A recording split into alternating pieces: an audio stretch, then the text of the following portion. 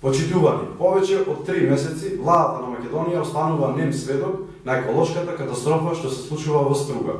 И не само во Струга, дивите депонии во Лабуништа, Октис и околните населени места исто така негативно влијаат врз здравјето на луѓето.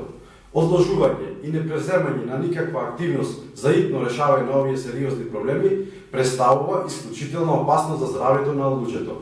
Овие диви депонии сигурно предрасуваат за зголемување на процентот на луѓе заболени од белодробни заболувања и карциноми. И нам, на жителите од Лабуништа, Октиси и околните населени места, потребен ни е чист и здрав воздух. Во светот, владите и министерствата креираат политика и стратегии за третирање на отпадот. Очигледно, оваа влада нема ни стратегија, ниту капацитет да го реши овој проблем.